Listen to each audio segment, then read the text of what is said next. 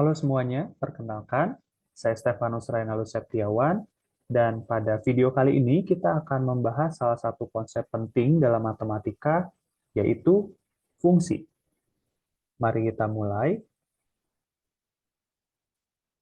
Pada video kali ini, pertama kita akan membahas fungsi, bagaimana definisinya, kemudian kita akan membahas daerah asal dan daerah hasil dari suatu fungsi, dan diakhiri dengan mengenal beberapa fungsi yang khusus. Kita mulai, yang pertama tentang fungsi.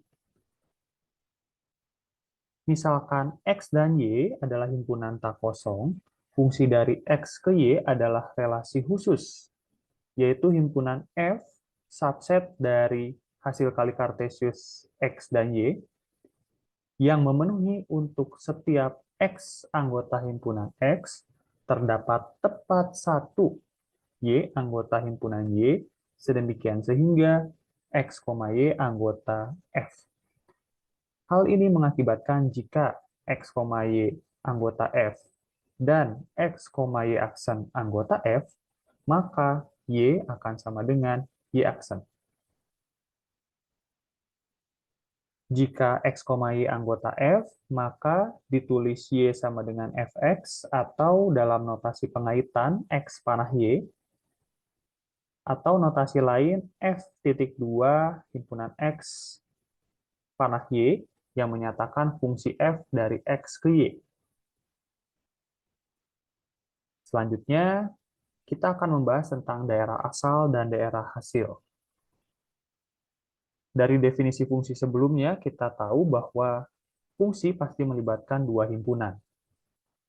Misalkan F dari X ke Y, himpunan X disebut sebagai daerah asal dari fungsi F dan dinotasikan dengan df, atau kita kenal nama lainnya adalah domain.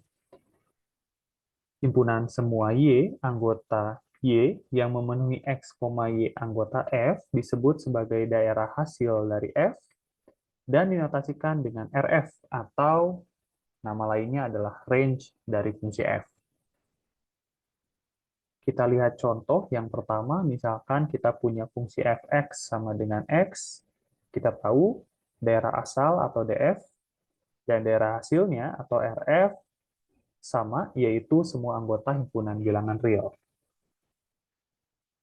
Contoh kedua, misalkan kita punya fungsi gx sama dengan x kuadrat, daerah asal dari fungsi g atau dg itu semua anggota himpunan bilangan real, sementara daerah hasilnya dari fungsi g atau rg itu sama dengan x anggota himpunan bilangan real, di mana x-nya lebih dari sama dengan 0.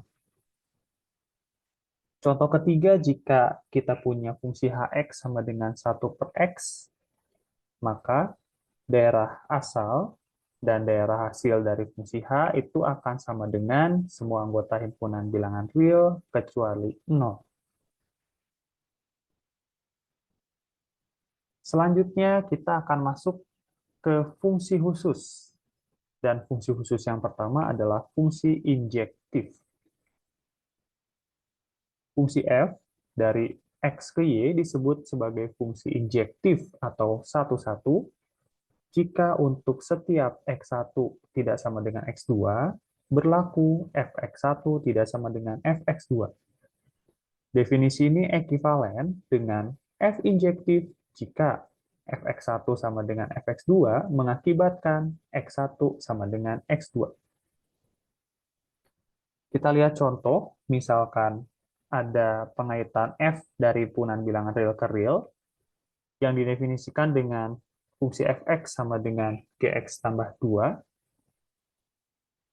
fx sama dengan 3x tambah 2 maksudnya. Jika fx1 sama dengan fx2, maka 3x1 ditambah 2 sama dengan 3x2 ditambah 2, sehingga x1 akan sama dengan x2. Disimpulkan, jadi f adalah fungsi injektif. Selanjutnya, fungsi khusus yang kedua, yaitu fungsi surjektif. Fungsi f dari himpunan x ke y disebut sebagai fungsi surjektif atau pada jika fx sama dengan y.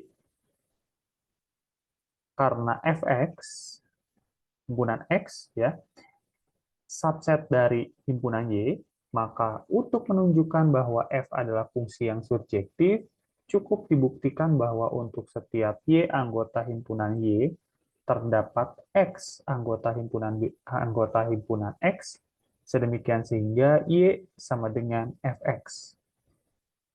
Contoh, misalkan ada pengaitan G dari himpunan bilangan real ke himpunan interval tutup buka 0 sampai hingga atau himpunan bilangan cacah yang didefinisikan dengan fungsi Gx sama dengan X kuadrat, fungsi F memenuhi Fr sama dengan interval tutup buka 0 sampai hingga.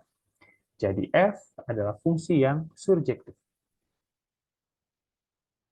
Selanjutnya adalah fungsi khusus yang ketiga, yaitu fungsi bijektif. Fungsi f dari x ke y disebut fungsi yang bijektif atau satu-satu pada jika f adalah fungsi injektif sekaligus fungsi surjektif.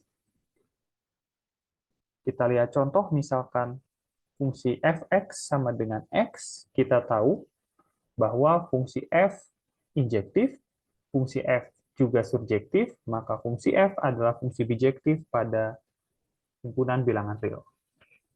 Contoh kedua, misalkan ada pengaitan G dari himpunan bilangan real ke interval tutup buka 0 sampai hingga, yang didefinisikan dengan Gx sama dengan X kuadrat, fungsi G bukan fungsi injektif, sebab G1 atau fungsi G pada saat X-nya 1 sama dengan G-1 atau fungsi G pada saat X-nya min 1, tetapi 1 tidak sama dengan min 1. Oleh sebab itu, G bukan fungsi bijektif.